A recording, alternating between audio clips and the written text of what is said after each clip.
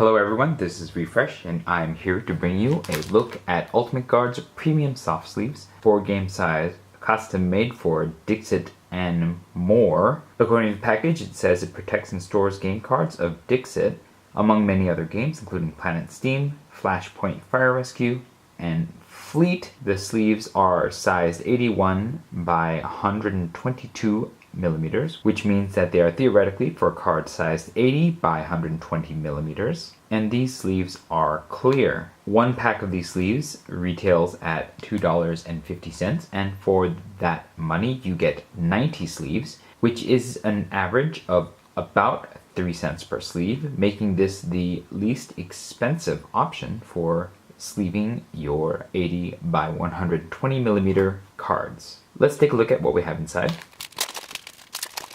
As you can see, these soft sleeves are glossy and smooth on both sides. Now let's count to make sure that there are 90 sleeves here.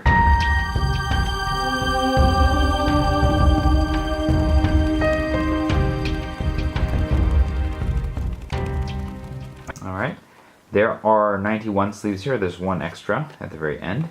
And so you are not getting shortchanged in terms of sleeves, and you might even get a bonus sleeve. Now let's check the thickness of the sleeves. These sleeves are 9 millimeters thick for 90, which means that each sleeve is 100 microns thick or 50 microns each face. Now we'll measure the dimensions. The sleeves are 81 millimeters wide by 122 millimeters tall, just as advertised. Now let's see how a card fits. I have one Dixit card here. We'll put it in the sleeve. Alright, it's a pretty snug fit along the sides, and there's only a little bit of space between the opening of the sleeve and the top edge of the card. That does mean that the top edge of the card is pretty visible from the top, and it is not especially protected, although the sleeve does a good job of sticking to its card, and therefore the opening here isn't wide open like some other sleeves. Now it's time for the sleeving test. I'm going to sleeve these 45 Dixit cards in 45 of these sleeves and see how long it takes. Ready, set, go.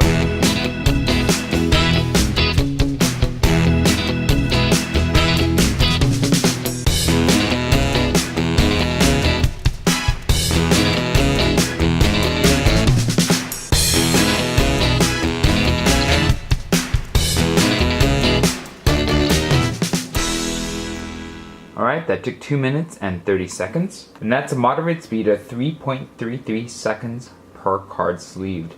There was a bit of slowness in sleeving these cards just because of how tight the sleeves were, and so you really had to make sure that the cards were well placed before you could push them in. And sometimes these sleeves, because they are so thin, wrinkle a bit, and so you do have to watch where the sleeve is. So you do have to watch how you hold the sleeve open before you put the cards in, otherwise it might just hit the top of the card sleeve. Now that the cards are sleeved, let's check for consistency and uniformity. In terms of the width, the sleeves feel as though they are consistently wide, and in terms of the height, they feel as though they are consistently tall.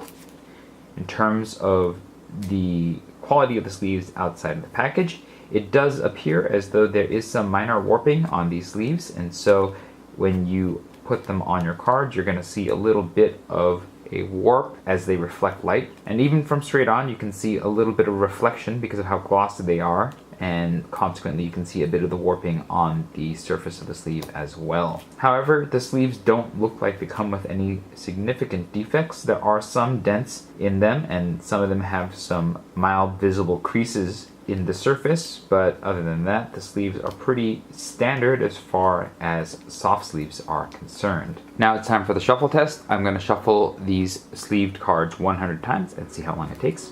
Ready, set, go.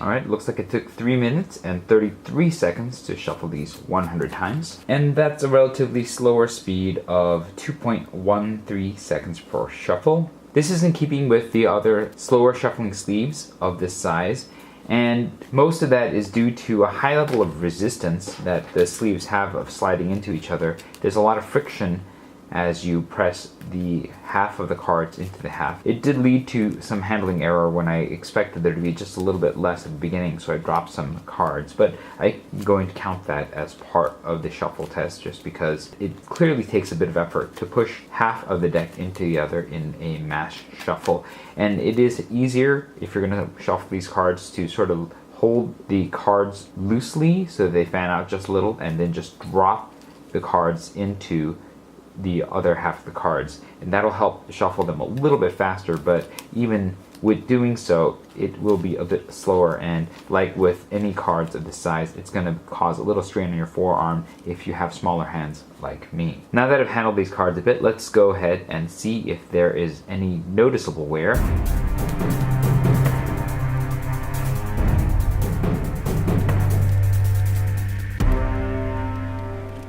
Alright, it seems that the warping on the sleeves is still pretty evident, but that was a feature of the sleeves even before the sleeves were handled, so that hasn't really changed.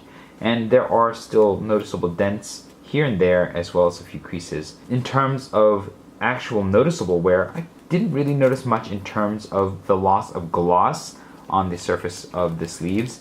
And I did notice that some of the corners got a little slightly bent, but they managed to be straighter once this card was into a deck, but as you can see the corners were bent, and that is just a general issue with soft sleeves. The corners will bend as you handle them, and they may eventually end up being a source of damage or additional bending as you shuffle the cards into each other, and consequently possibly slow down shuffle process or cause tears in the sleeve.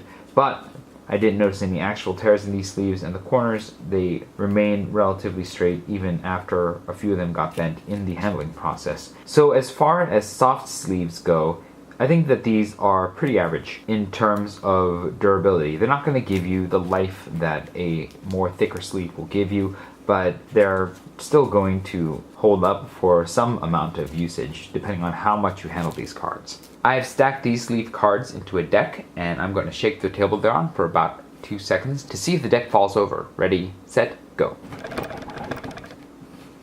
Alright, the sleeves have very strong adhesion to each other, and so they barely budged at all, and you can really tell. Even though you press the cards a bit, you can see them start to fall apart, that you can feel the resistance and the static holding these sleeves together. So I do not feel as though we're going to have any problem in terms of the deck falling over, especially with cards of this size. And so that is a pass for the shake test. Now we're going to do the draw test. We're going to draw 3 cards off the top of this deck and see if the deck holds together. Ready, set, go.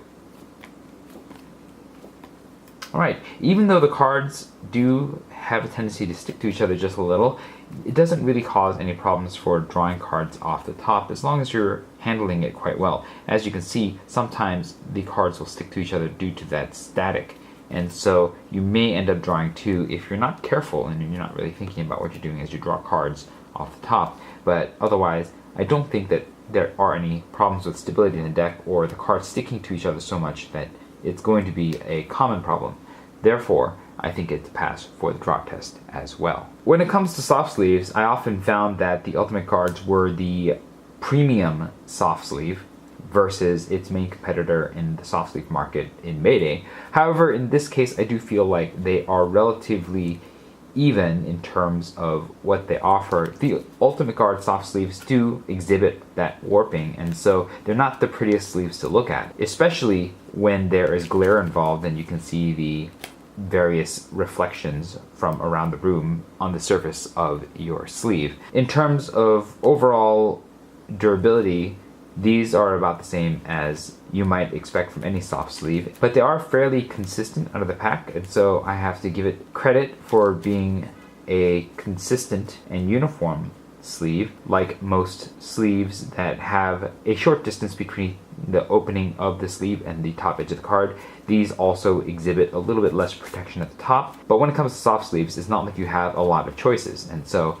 when it comes to sleeving your cards cheaply, this is going to be the cheapest that you can sleeve your cards, at 3 cents per sleeve. And if you're looking at soft sleeves, and the warping doesn't really bother you, then this is your absolute lowest budget option. If the warping does bother you, you can always look at Mayday for soft sleeves, and that's exactly where these sleeves fall. These are your absolute budget option. You want to sleeve a lot of your large cards for the least amount of money, then these are the sleeves to go for. If this video was helpful to you, hit the like button. If you'd like to see more such videos, hit subscribe. I have surveys in the description box below, so if you have experience with these sleeves or any other sleeves for cards of this size, you can click on the surveys and relate your experience in terms of consistency and durability, and those results will be available at the Innate Games' resource page. Thanks for watching.